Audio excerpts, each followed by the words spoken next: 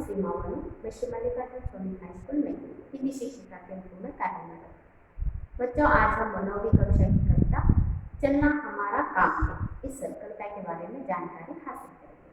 कविता का नाम है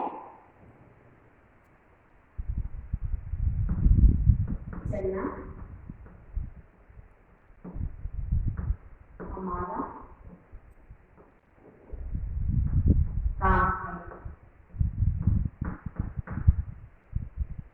इस कविता के कवि हैं शिवमंगल सिंह। इस कविता के कवि कौन है? शिवमंगल सिंह।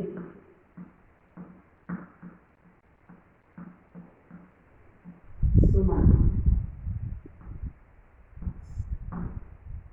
इस कविता के कवि कौन है? शिवमंगल सिंह सुमन। इस कविता के बारे में जानकारी हासिल करने से पहले कविता के कवि शिवमंगल सिंह जी के बारे में जानकारी हासिल करेंगे, यानी कि उनका छोटा सा परिचय देखेंगे।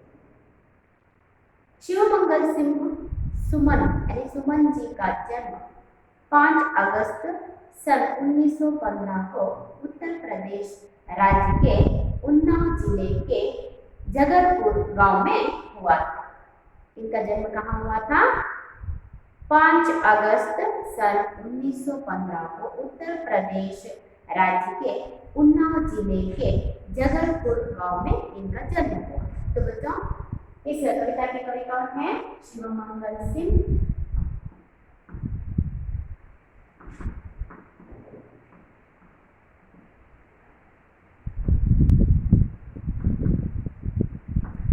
इनका जन्म कब हुआ था? 5 अगस्त 1915 को कहाँ पर हुआ? जगरपुर।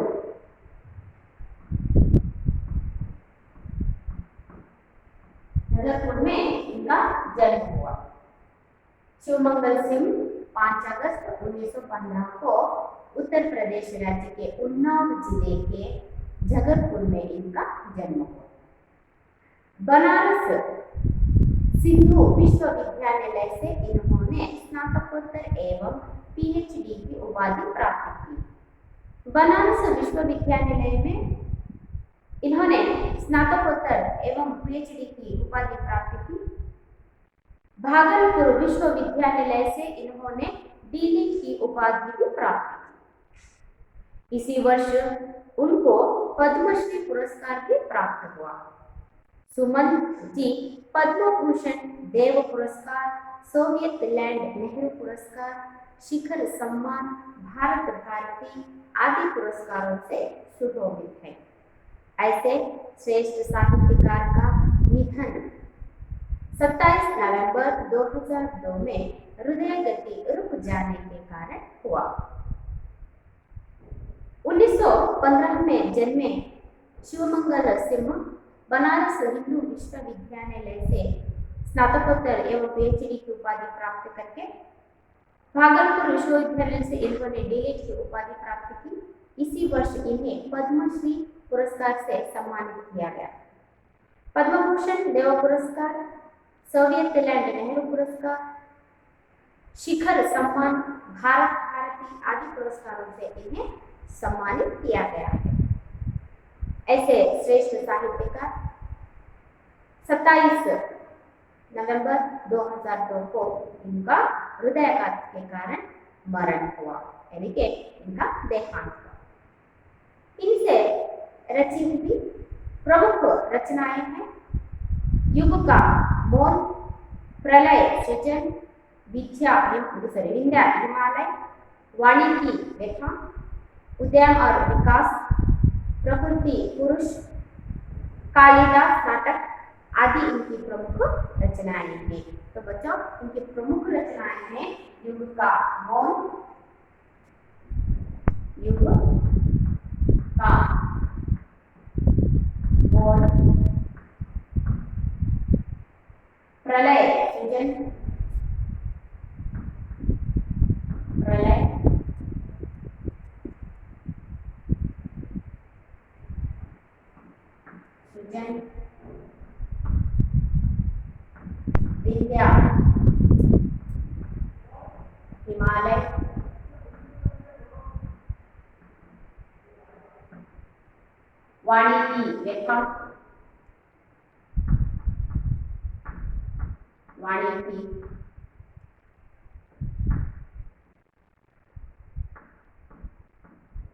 व्यथा आदि इनकी प्रमुख रचनाएं हैं।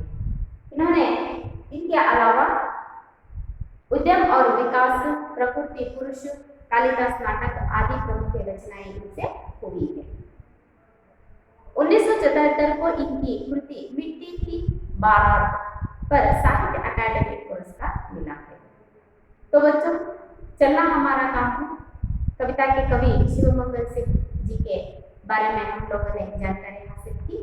अब हम कविता की ओर चलने से पहले इस कविता का आशय देखेंगे, यानी कि यहाँ पर शिवमंगल सिंह जी इस कविता द्वारा हमें क्या संदेश देना चाहते हैं, इसके बारे में जानकारी हासिल करते हुए आगे बढ़ेंगे। तो यहाँ पर इस कविता का आशय यह है कि बच्चे इस कविता के द्वारा यह सीखते हैं कि जीवन के सफर में अनेक रुकावटें आती हैं और उनका सामना करते हुए लक्ष्य प्राप्ति तक कदम बढ़ाने वाला व्यक्ति आदरणीय होता है। तो बच्चों, यहाँ पर इस कविता का आशय कितना अच्छा है।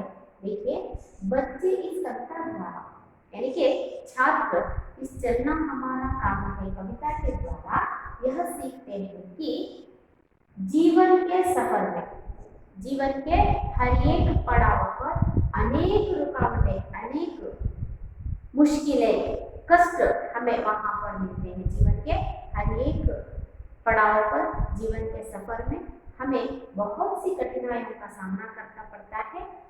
जो उन कठिनाइयों का सामना करते हुए आगे बढ़ता है वही आगे चलकर आदरणीय बनता है, यानी कि सफलता हासिल करता है। जीवन के हर एक पड़ाव पर हमें कष्ट मिलते हैं, बहुत सी कठिनाइयों का सामना करना पड़ता है।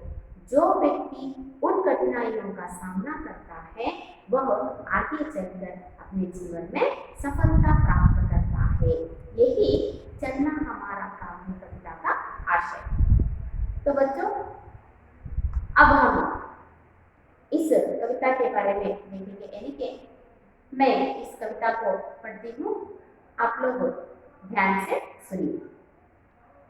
गति प्रबल पैरों में भरी, फिर क्यों रहूं दर दर खड़ा, जब आज मेरे सामने है रास्ता इतना बड़ा।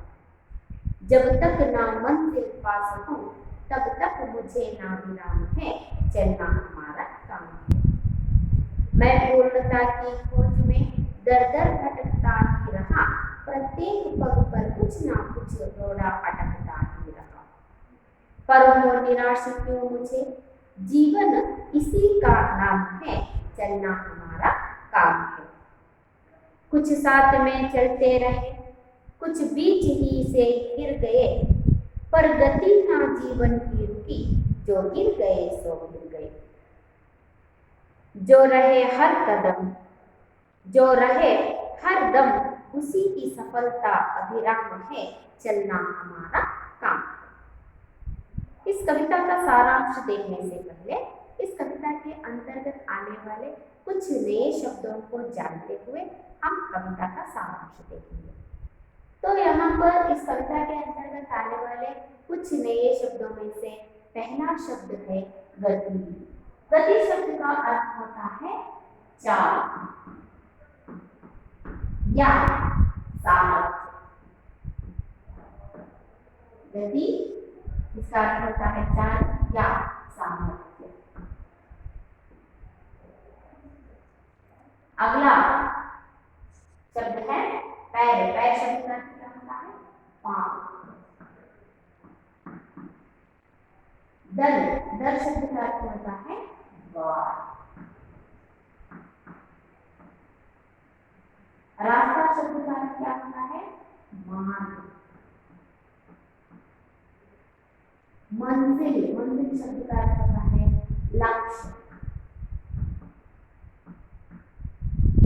विराम शब्द का अर्थ होता है विश्रांति।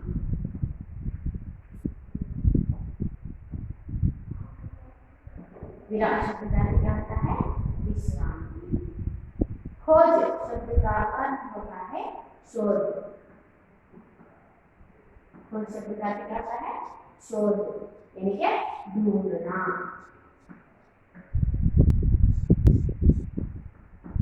शोधे में ढूंढना। पग पग शब्द का अर्थ है कदम। पग शब्द का अर्थ क्या होता है? कदम। अगला शब्द है अटकता रहना। अटकता रहना यानी कि रोकना। अटकता रहना यानी कि रोकना। अभिनव शब्द का अर्थ होता है सुंदर, मनोहर। सुंदर या मनोहर। पहला शब्द कौन सा है? गति। गति शब्द का अर्थ होता है चाल यानी कि सामर्थ्य। अगला शब्द है पैर। पैर शब्द का अर्थ होता है पांव। दल यानी कि द्वार, रास्ता। रास्ता शब्द का अर्थ होता है मार्ग। मंजिल यानी कि लक्ष्य। विराम शब्द का अर्थ होता है विश्रांति। खोज शब्द का अर्थ होता है शोध करना यानी कि ढूंढना। पग शब्द का अर्थ होता है कदम। अटकता रहना यानी कि रोकना। अभिनव शब्द का अर्थ होता है सुंदर यानी मनोहर। बच्चों, मैंने यहाँ पर आपको कुछ शब्दों के अर्थों को बताया है। पाठ का विश्लेषण करते समय और भी कुछ नए शब्दों के बारे में जानकारी हासिल करेंगे। तो अब हम कविता की ओर चलेंगे। गति प्रबल पैरों में भरी, फिर क्यों रखूं दर दर खड़ा, जब आज मेरे सामने है रास्ता इतना बड़ा। जब तक ना मंजिल पा सकूं तब तक मुझे ना विराम है, चलना हमारा काम। गति। गति शब्द का अर्थ क्या है? चाल यानी कि सामर्थ्य। प्रबल बहुत सा। पैरों में भरा, पैर यानी कि पाँव में। यहाँ पर कवि शिवमंगल सिंह जी कह रहे हैं कि मेरे पाँव में इतना सामर्थ्य है, इतनी चाल है, इतना सामर्थ्य है, फिर क्यों रहूं दर दर खड़ा। दर दर यानी कि द्वार पे। इसका अर्थ यह है कि यहाँ पर कवि कह रहे हैं कि मेरे अंदर क्षमता है, मेरे अंदर इतना सामर्थ्य है कि मैं अपने लक्ष्य को पा सकूं। इतना सामर्थ्य होते हुए भी फिर मैं क्यों खड़ा रहूं, यहाँ पर यही कह रहे हैं। गति प्रबल पैरों में भरी, मेरे पैरों में इतना सामर्थ्य है कि फिर क्यों रहूं दर दर खड़ा। मेरे में इतनी सामर्थ्य है, मेरा इतना सामर्थ्य है कि मैं अपने लक्ष्य को पा सकता हूँ, तो फिर मैं क्यों पीछे हटूं, क्यों दर दर खड़ा रहूं, जब आज मेरे सामने रास्ता इतना बड़ा। मेरे लक्ष्य को पाने के लिए मेरे अंदर सामर्थ्य भी है, उस लक्ष्य को पाने की क्षमता भी मेरे में है, तो फिर मैं क्यों पीछे हटूं। जब तक ना मंजिल पा सकूं तब तक मुझे ना विराम है। जब तक मैं अपने मंजिल को पा ना लूं, यानी कि अपने लक्ष्य तक ना पहुंचूं, तब तक मुझे ना विराम, विराम यानी कि विश्रांति नहीं है, चलना हमारा काम है। बच्चों, यहाँ पर इस पंक्ति का तात्पर्य यही बताया जा रहा है कि हर एक व्यक्ति में, हर एक मनुष्य में सामर्थ्य छिपा रहता है, यानी कि हर एक व्यक्ति को अपने लक्ष्य को पाने का सामर्थ्य हर एक व्यक्ति में रहता है। बस उस मनुष्य को अपने सामर्थ्य को समझते हुए आगे बढ़ने का साहस होना चाहिए। इसी तरह यहाँ पर कह रहे हैं कि मेरे पैरों में, यानी कि मुझ में इतनी सामर्थ्य है, इतनी क्षमता है कि मैं अपने लक्ष्य को पा सकता हूँ, तो मैं क्यों ऐसे ही बैठा रहूं, क्यों दर दर खड़ा रहूं। मुझे अपने लक्ष्य को पाने के लिए हर हाल में आगे बढ़ना चाहिए, मुझे पीछे नहीं हटना चाहिए, चलना हमारा काम है, यानी कि आगे बढ़ना चाहिए। अपने लक्ष्य को पाने के लिए हमें आगे बढ़ना चाहिए। यहाँ पर यही कह रहे हैं कि मेरे में इतनी क्षमता है कि मैं अपने लक्ष्य को पा सकूं। मैं अपने लक्ष्य को पाने के लिए अपने सामर्थ्य का उपयोग करते हुए आगे बढ़ना चाहता हूँ। तब तक ना मुझे विराम है, जब तक मैं अपनी मंजिल पा सकूं। यानी कि मुझे जब तक ना मंजिल पा सकूं तब तक मुझे ना विराम है, है, मुझे विश्रांति नहीं है। कब तक विश्रांति नहीं है? जब तक मैं अपनी मंजिल तक ना पहुंचूं तब तक मुझे विराम नहीं है। चलना हमारा काम है, चलना यानी क्या? आगे बढ़ना मेरा काम है। यही इस पंक्ति का आशय है। बच्चों, पहली पंक्ति का आपको आशय पता चल गया ना कि यहाँ पर कवि कह रहे हैं कि गति प्रबल पैरों में भरी, फिर क्यों रहूं दर दर खड़ा, जब आज मेरे सामने है रास्ता इतना बड़ा। यानी कि गति प्रबल पैरों में भरी, मेरे में इतनी क्षमता है, फिर क्यों रहूं दर दर खड़ा, अपनी क्षमता है, सामर्थ्य है, फिर क्यों मैं पीछे हटूं, जब आज मेरे सामने है रास्ता इतना बड़ा। यानी कि मेरे जीवन में लक्ष्य पाने के लिए एक लक्ष्य है, उस लक्ष्य को पाने के लिए जब तक मंजिल ना पा सकूं, जब तक मुझे उस लक्ष्य को पाना लूं, मेरे मंजिल तक मैं ना पहुंचूं, तब तक मुझे ना विराम है। जब तक मुझे विश्रांति नहीं है, चलना हमारा काम है। यानी कि मुझे आगे बढ़ना चाहिए, अपने लक्ष्य को पाने के लिए हर हाल पर मुझे आगे बढ़ना चाहिए। तब तक मैं विश्रांत नहीं कर सकता, तब तक मैं अपने लक्ष्य को पाना लूं। यही इस पंक्ति का आशय है। तो अगली पंक्ति देखिए, मैं पूर्णता की खोज में दर दर भटकता ही रहा, प्रत्येक पग पर कुछ ना कुछ रोड़ा अटकता ही रहा, पर वो निराश क्यों मुझे, जीवन इसी का नाम है, चलना हमारा काम है। मैं पूर्णता की खोज में दर दर भटकता ही रहा। दर शब्द का अर्थ क्या है? द्वार। भटकता है घूम।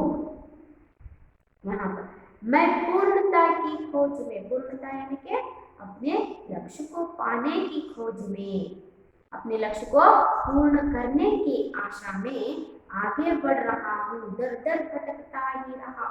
अपने लक्ष्य को पूर्ण करने के लिए मैं हर हाल से उसको पाने की इच्छा से मैं आगे बढ़ता ही रहा, प्रत्येक पग पर कुछ ना कुछ रोड़ा अटकता ही रहा। प्रत्येक पद पर, पद यानी कि मार्ग पर, मुझे अपनी लक्ष्य को पाने के मार्ग में हर एक समय पर मुझे कुछ ना कुछ रोड़ा है, अटकता है, रोकना। मुझे अपने लक्ष्य को पाने के समय रास्ते में कुछ ना कुछ कठिनाइयां आती ही रही, पर वो निराश क्यों मुझे, लेकिन उन कठिनाइयों का सामना मैंने डट के करना है। उन कठिनाइयों से पीछे नहीं हटना चाहिए, हमें निराश नहीं होना चाहिए, क्योंकि जीवन इसी का नाम है, जीवन इसी का नाम है, चलना हमारा काम है। तो बच्चे यहाँ पर दूसरे पंक्ति का अर्थ यह है कि हम लोगों ने एक लक्ष्य को तय किया है, यानी कि मैं इस लक्ष्य तक, मेरा एक लक्ष्य है, मैं यहाँ पर इस तरह जीना चाहता हूँ। उस लक्ष्य को पाने के लिए हर एक तरीके से मैं प्रयत्न करता हूँ, प्रयत्नशील रहता हूँ। तो उन लक्ष्य को पाते समय हमें बहुत सी कठिनाइयों का सामना करना पड़ता है। उन समस्याओं से, उन कठिनाइयों से डर कर पीछे हट जाए तो हमें हमारा लक्ष्य कभी नहीं हासिल कर सकते। इसीलिए यहाँ पर शिवमंगल सिंह जी कह रहे हैं कि जीवन के हर एक पग पर जब तुम लक्ष्य के प्राप्त में होते हो, यानी कि अपने लक्ष्य को प्राप्त करने के प्रयत्न में रहते हो, तभी तुम्हें उस समय उस मार्ग पर बहुत सी कठिनाइयों का सामना करना पड़ता है।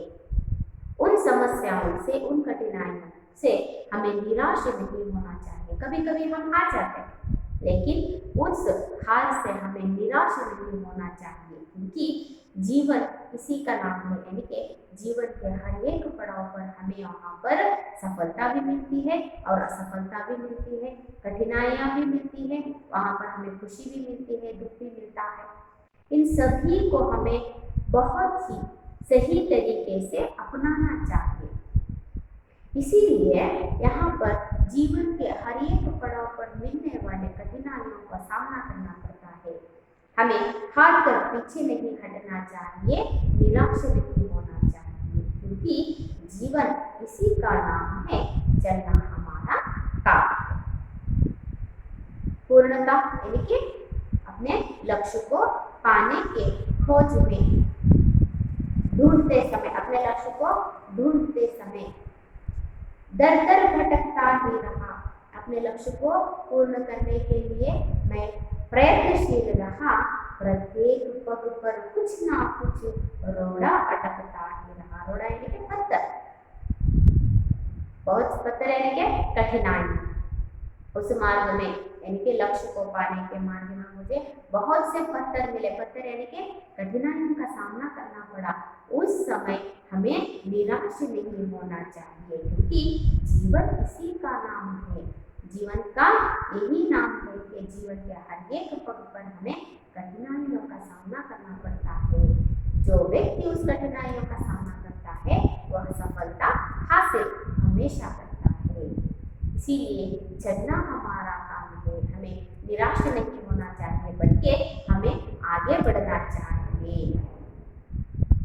कुछ साथ में चलते रहे, कुछ बीच से ही फिर गए, पर गति ना जीवन की रुकी। जो गिर गए सो गिर गए, जो रहे हरदम उसी की सफलता अभिराम है, चलना हमारा काम है। मैंने आपको यहाँ पर बताया कि जीवन के हर एक पग पर हमें कठिनाइयों का सामना करना पड़ता है। कुछ साथ में चलते रहे, जो व्यक्ति इन कठिनाइयों का सामना करते हुए आगे बढ़ता है, साथ में रहे यानी कि आगे बढ़ता है, जीवन के साथ चलता है, जीवन की कठिनाइयों को पार करते हुए चलता है। कुछ बीच से ही फिर गए, और कुछ लोग इन कठिनाइयों का सामना ना करते हुए हार मानकर निराश होकर वहीं पर रुक जाते हैं। अपने लक्ष्य को पाने की इच्छा को वहीं पर दबा देते हैं। अपने लक्ष्य को पाने की इच्छा को वहीं पर खत्म कर देते हैं। लेकिन कुछ लोग इन कठिनाइयों का सामना करते हुए आगे बढ़ जाते हैं, और कुछ लोग इन कठिनाइयों का सामना न करते हुए निराश होकर पीछे फिर जाते हैं। पर गति ना जीवन की रुकी, लेकिन जीवन की गति वेग, जीवन कभी भी नहीं रुकता, समय कभी भी नहीं रुकता। जो आगे बढ़ता है उसके साथ भी समय रहता है, जो पीछे हटता है उसके साथ भी उसका समय भी चलता रहता है, उसका जीवन भी आगे बढ़ता रहता है। जो गिर गए सो गिर गए, जो रुक जाते हैं वे हमेशा के लिए अपने लक्ष्य को पाने की इच्छा को छोड़ देते हैं। जो रहे हरदम, जो व्यक्ति इन कठिनाइयों का सामना करते हुए आगे बढ़ता है, जीवन के साथ आगे बढ़ता रहता है, उसी की सफलता अविराम है। अविराम यानी कि सुंदर, मनोहर है। उसी की सफलता कामयाबी होती है, उसकी ही कामयाबी होती है, उसी की ही सफलता होती है। चलना हमारा काम है। हमें हमेशा अपने जीवन के पग पर आगे बढ़ना चाहिए, यही जीवन का लक्ष्य है। यहाँ पर देखिए, जीवन के हर एक पग पर बहुत सी कठिनाइयां आती है। जो साथ में चलते हैं, जो कठिनाइयों का सामना करते हुए जीवन में आगे बढ़ते हैं, कुछ लोग इन कठिनाइयों का सामना करते हुए आगे बढ़ते हैं, कुछ पीछे ही फिर गए, कुछ लोग इन कठिनाइयों का सामना ना करते हुए निराश होकर अपनी लक्ष्य को वहीं पर दबाकर कुछ लोग पीछे हट जाते हैं। लेकिन आगे बढ़ने वालों के साथ भी समय रहता है, आगे बढ़ने वालों के जीवन भी ऐसा ही चलता रहता है। जो पीछे हट गए उनका समय भी चलता रहता है, उनका जीवन भी चलता रहता है। पर जो गिर गए सो गिर गए, जो पीछे हट जाता है वो हमेशा के लिए अपने जीवन में असफलता पाता है, हमेशा के लिए वो जीवन में पीछे ही रहता है। जो रहे हरदम, जो व्यक्ति कठिनाइयों का सामना करते हुए जीवन के साथ आगे बढ़ता है, उसी की सफलता अविराम है। वह व्यक्ति जीवन में हमेशा सफलता ही हासिल करता है। इसीलिए हमें चलना हमारा काम है, लेकिन इसीलिए हमें हमेशा आगे बढ़ना चाहिए। जीवन के हर कठिनाइयों का सामना करते हुए हमें आगे बढ़ना चाहिए। यही यहाँ पर शिव मंगल सिंह हमें बता रहे हैं। तो बच्चों, आप लोगों को इस कविता का सारांश समझ में आ गया ना? देखिए, गति प्रबल पैरों में भरी, फिर क्यों रहूं दर दर खड़ा, जब आज मेरे सामने है रास्ता इतना बड़ा। जब तक ना मंजिल पा सकूं तब तक मुझे ना विराम है, चलना हमारा काम। ಇಲ್ಲಿ ಶಿವಮಂಗಲ್ ಸಿಂಗ್ ಅವರು ನಮಗೆ ಯಾವ ಸಂದೇಶವನ್ನು ಕೊಡ್ತಾ ಇದ್ದಾರೆ ಅಂತಂದ್ರೆ, ಜೀವನದ ಪ್ರತಿಯೊಂದು ಮಾರ್ಗದಲ್ಲಿ ನಮಗೆ ಕಷ್ಟಗಳು ಅನ್ನುವಂತಹದ್ದು ಬಂದೇ ಬರುತ್ತೆ. ಅಂದ್ರೆ ಪ್ರತಿಯೊಬ್ಬ ವ್ಯಕ್ತಿಯಲ್ಲಿ ತನ್ನದೇ ಆದಂತಹ ಸಾಮರ್ಥ್ಯಗಳಿರುತ್ತೆ. ನನಗೆ ಇಷ್ಟೊಂದು ಸಾಮರ್ಥ್ಯವನ್ನು ಕೊಟ್ಟಿದ್ದಾನೆ, ನನ್ನ ಗುರಿಯನ್ನ ತಲುಪುವಷ್ಟು ಸಾಮರ್ಥ್ಯ ನನ್ನಲ್ಲಿ ಇದೆ ಅಂತಂದ್ರೆ ನಾನು ಯಾಕೆ ಹೀಗಿರ್ಬೇಕು, ನಾನು ಯಾಕೆ ಹಿಂದೇಟನ್ನು ಹಾಕಬೇಕು, ನನ್ನ ಗುರಿಯನ್ನ ತಲುಪುವವರೆಗೂ ನಾನು ವಿಶ್ರಮಿಸುವುದಿಲ್ಲ, ಬದಲಿಗೆ ನನ್ನ ಗುರಿಯನ್ನ ತಲುಪುವಂತಹ ಪ್ರಯತ್ನದಲ್ಲಿ ನಾನಿರ್ತೇನೆ, ಸತತ ಪ್ರಯತ್ನಶೀಲನಾಗಿರ್ತೇನೆ. ಚೆನ್ನ ಹಮಾರ ಕಾಮಿಗೆ, ನಡೆಯೋದು ನನ್ನ ಕೆಲಸ ಅಂತಂದ್ರೆ ಸತತವಾಗಿ ಪ್ರಯತ್ನಶೀಲನಾಗಿರುವುದು ನನ್ನ ಕೆಲಸ ಅಂತ ಹೇಳಿ ಹೇಳ್ತಾರೆ. ಮೈ ಪೂರ್ಣತಾ ಕಿ ಖೋಜ್ ಮೇ ದರ್ ದರ್ ಭಟಕತಾ ಹಿ ರಹಾ, ನನ್ನ ಗುರಿಯನ್ನ ತಲುಪುವಂತಹ ಸಮಯದಲ್ಲಿ ನಾನು ಸದಾ ಪ್ರಯತ್ನಶೀಲನಾಗಿದ್ದಾಗ ಪ್ರತ್ಯೇಕ ಪಗ ಪರ್ ಕುಚ್ ನಾ ಕುಚ್ ರೋಡ ಅಟಕತಾ ಹಿ ರಹಾ, ನನ್ನ ಗುರಿಯನ್ನು ತಲುಪುವ ಸಮಯದಲ್ಲಿ ಬಹಳಷ್ಟು ಕಠಿಣಗಳನ್ನ, ಬಹಳಷ್ಟು ತೊಂದರೆಗಳನ್ನ, ಬಹಳಷ್ಟು ಸಮಸ್ಯೆಗಳನ್ನ ಎದುರಿಸುವಂತಹದ್ದು. ಆ ಎಲ್ಲ ಸಮಸ್ಯೆಗಳನ್ನ ನಾನು ಎದುರಿಸಬೇಕು. ನಿರಾಶೆಯೂ ಮುಜೆ, ನಾನು ಒಂದು ಸಲ ಆ ಕೆಲಸದಲ್ಲಿ ಆ ಗುರಿಯನ್ನು ತಲುಪುವಂತಹ ಮಧ್ಯದಲ್ಲಿ ನಾನು ಒಂದು ಸಲ ಸೋಲನ್ನು ಅನುಭವಿಸಬಹುದು ಅಥವಾ ಗೆಲುವನ್ನು ಅನುಭವಿಸಬಹುದು. ಸೋತಂತಹ ಸಂದರ್ಭದಲ್ಲಿ ನಾನು ನಿರಾಶನಾಗದೇನೆ ನನ್ನ ಪ್ರಯತ್ನವನ್ನ ನಾನು ಸತತವಾಗಿ ಪ್ರಯತ್ನಶೀಲನಾಗಿ ನಾನು ಮುಂದುವರಿಯಬೇಕು. ಕುಚ್ ಸಾತ್ ಮೇ ಚಲ್ತೆ ರಹೆ, ಯಾಕೆ ಅಂತಂದ್ರೆ ಜೀವನ ಅನ್ನುವಂತಹದ್ದು ನಿರಂತರವಾಗಿರುತ್ತೆ. ಈ ನಿರಂತರವಾದಂತಹ ಜೀವನದಲ್ಲಿ ಬಹಳಷ್ಟು ಕಠಿಣತೆಗಳು, ಬಹಳಷ್ಟು ಸಮಸ್ಯೆಗಳು ಬರುತ್ತೆ. ಕೆಲವು ವ್ಯಕ್ತಿಗಳು ತನ್ನ ಗುರಿಯನ್ನ ತಲುಪುವಂತಹ ಹುಮ್ಮಸ್ಸಿನಲ್ಲಿ ಈ ಎಲ್ಲಾ ಸಮಸ್ಯೆಗಳನ್ನ ಬಗೆಹರಿಸ್ತಾ, ಎಲ್ಲಾ ಸಮಸ್ಯೆಗಳನ್ನ ದೃಢ ನಿಶ್ಚಯದಿಂದ ಆ ಸಮಸ್ಯೆಗಳನ್ನ ಎದುರಿಸ್ತಾ ಕೆಲವು ವ್ಯಕ್ತಿಗಳು ಮುಂದೆ ಹೋಗ್ತಾರೆ, ಜೀವನದಲ್ಲಿ ಮುಂದಾಗ್ತಾರೆ. ಇನ್ನು ಕೆಲವು ವ್ಯಕ್ತಿಗಳು ಆ ಒಂದು ಸಮಸ್ಯೆಗಳನ್ನ ಎದುರಿಸದೇನೆ ನಿರಾಶರಾಗಿ ಮತ್ತೆ ಅಲ್ಲೇ ನಿಂತ್ಕೊಳ್ತಾರೆ. ಅಂದ್ರೆ ತನ್ನ ಗುರಿಯನ್ನ ಅಲ್ಲಿಗೆ ಕೈ ಬಿಡ್ತಾರೆ. ಆದ್ರೆ ಜೀವನ ಅನ್ನುವಂತಹದ್ದು ನಿಲ್ಲುವುದಿಲ್ಲ. ಗತಿ ಜೀವನ್ ಕಿ ನ ರುಕಿ, ಜೀವನ ಅನ್ನುವಂಥದ್ದು ಅಲ್ಲಿಗೆ ನಿಲ್ಲೋದಿಲ್ಲ. ಯಾವ ವ್ಯಕ್ತಿ ಸೋತು ಹಿಂದಾಗ್ತಾನೋ ಅವನ ಜೀವನದಲ್ಲಿ ಯಾವಾಗಲೂ ಹಿಂದೆನೇ ಇರ್ತಾನೆ. ಮತ್ತೆ ಯಾವ ವ್ಯಕ್ತಿ ಸಮಸ್ಯೆಗಳನ್ನ ಎದುರಿಸಿಕೊಂಡು ಮುಂದೆ ನಿಲ್ತಾನೋ ಆ ವ್ಯಕ್ತಿ ಜೀವನದಲ್ಲಿ ಯಾವಾಗಲೂ ಕೊನೆಯವರೆಗೂ ಸಹ ಯಶಸ್ಸನ್ನ ಗಳಿಸ್ತಾನೆ, ತನ್ನ ಗುರಿಯನ್ನ ತಲುಪ್ತಾನೆ. ಹಾಗಾಗಿ ಇಲ್ಲಿ ಕವಿ ಶಿವಮಂಗಲ್ ಸಿಂಗ್ ಅವರು ಹೇಳ್ತಾ ಇದ್ದಾರೆ, ಚಲನ ಹಮಾರ ಕಾಮ ಹೈ. ಚಲನ ಅಂತಂದ್ರೆ ಸತತ ಪ್ರಯತ್ನಶೀಲರಾಗಿರಬೇಕು. ಚಲನ ಹಮಾರ ಕಾಮ ಅಂದ್ರೆ ನಡಿಬೇಕು ಅಂತ ಹೇಳಿ ಅರ್ಥ ಆಗುತ್ತೆ. ಆದ್ರೆ ವಿದ್ಯಾರ್ಥಿಗಳೇ, ಇಲ್ಲಿ ನಡಿಬೇಕು ಅನ್ನುವಂತಹದ್ದು ಇದರ ಅರ್ಥ ಏನಪ್ಪಾ ಅಂತಂದ್ರೆ ನಾವು ಸತತ ಪ್ರಯತ್ನಶೀಲರಾಗಿರಬೇಕು. ಪ್ರತಿಯೊಬ್ಬ ವ್ಯಕ್ತಿಯಲ್ಲಿ ತನ್ನದೇ ಆದಂತಹ ಸಾಮರ್ಥ್ಯ ಅನ್ನುವಂಥದ್ದಿರುತ್ತೆ. ಆ ವ್ಯಕ್ತಿ ತನ್ನ ಸಾಮರ್ಥ್ಯಕ್ಕೆ ಅನುಗುಣವಾಗಿ ತನ್ನ ಜೀವನವನ್ನ ತಾನೇ ರೂಪಿಸ್ಕೊಳ್ಬೇಕು. ಎಷ್ಟೇ ಕಷ್ಟ ಬಂದರೂ ಸಹ ಆ ಕಷ್ಟಗಳನ್ನ ಸಹಿಸುವಂತಹ ಶಕ್ತಿ ನಮ್ಮಲ್ಲಿ ನಾವು ಬೆಳೆಸ್ಕೋಬೇಕು. ಬೆಳೆಸ್ಕೊಂಡಾಗ ಮಾತ್ರ ನಾವು ನಮ್ಮ ಜೀವನದಲ್ಲಿ ಯಶಸ್ಸನ್ನ ಕಾಣಲಿಕ್ಕೆ ಸಾಧ್ಯ ಅಂತ ಹೇಳಿದ್ದು ಕವಿ ಶಿವಮಂಗಲ್ ಸಿಂಗ್ ಅವರು ಹೇಳ್ತಾರೆ. तो बच्चों, आप लोगों ने यहाँ पर शिवमंगल सिंह जी चलना हमारा काम है इस कविता द्वारा किए हुए संदेश को देखते हुए इस कविता का भावार्थ आपने समझा है। आपको कविता समझ में आ गई है ना? ठीक है, मैं इस कविता को फिर एक बार पढ़ूंगी। गति प्रबल पैरों में भरी, फिर क्यों रहूं दर दर खड़ा, जब आज मेरे सामने है रास्ता इतना बड़ा। जब तक ना मंजिल पा सकूं तब तक मुझे ना विराम है, चलना हमारा काम है। मैं पूर्णता की खोज में दर दर भटकता ही रहा, प्रत्येक पग पर कुछ ना कुछ रोड़ा अटकता ही रहा। पर वो निराश क्यों मुझे, जीवन इसी का नाम है, चलना हमारा काम है। कुछ साथ में चलते रहे, कुछ बीच ही से फिर गए, पर गति ना जीवन की रुकी, जो गिर गए सो गिर गए। जो रहे हरदम उसी की सफलता अभिराम है, चलना हमारा काम है। तो बच्चों, आशा करती हूँ आप सभी को इस कविता का सारांश समझ में आ गया हो। अब मैं यहाँ पर आपको एक इस कविता से संबंधित यहाँ पर अभ्यासकार में व्याकरणांश दिए गए हैं। दोनों व्याकरणांशों को हम चर्चा करेंगे। पहले हम इसको चर्चा करेंगे। यहाँ पर उचित विलोम शब्दों को जानकर लिखिए, छांटकर लिखिए। विराम, विराम, पूर्णता, निराशा, सफलता, सामने, जन। यहाँ पर आपको उत्तर दिए गए हैं, उन उत्तरों को आप चुनकर लिखिए। ठीक है, मैं आपको यहाँ पर गृह कार्य के रूप में कुछ प्रश्न देती हूँ। आप लोग इन प्रश्नों को लिखकर घर पर लिखकर लाएं।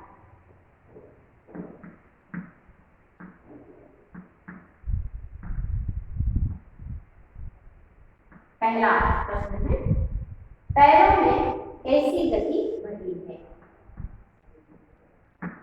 पैरों में कैसी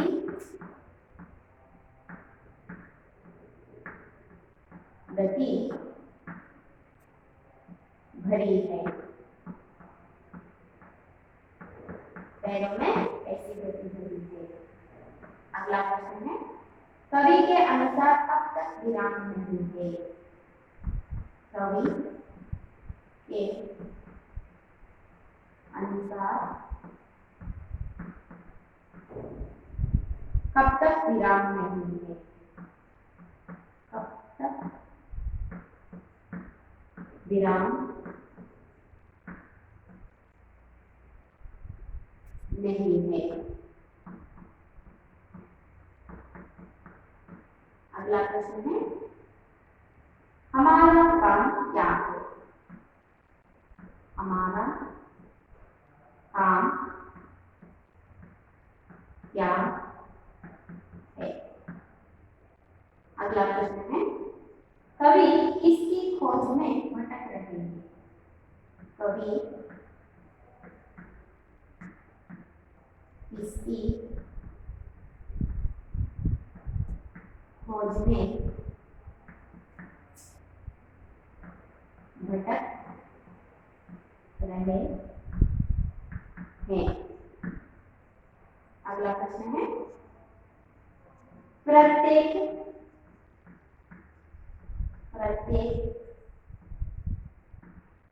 पग पर क्या अटकता रहा है?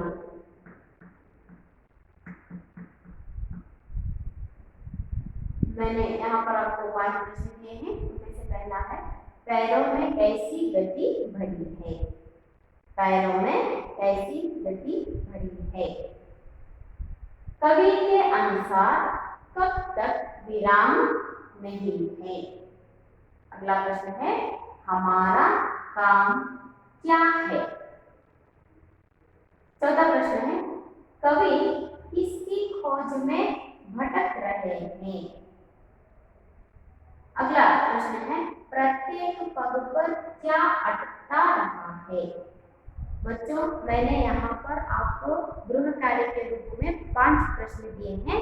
आप लोग जो भी मैंने यहाँ पर 5 प्रश्न दिए हैं, वे 5 प्रश्न आज किए हुए कविता से संबंधित है। आप लोग इस कविता को फिर एक बार घर पर पढ़ लीजिए और इन प्रश्नों के उत्तरों को लिखने का प्रयास कीजिए। इस पाठ से संबंधित और भी प्रश्नोत्तरों को और अभ्यास के व्याकरणांशों को हम अगली कक्षा में चर्चा करेंगे। आशा करती हूँ आप सभी को इस कविता का भावार्थ समझ में आ गया होगा। धन्यवाद।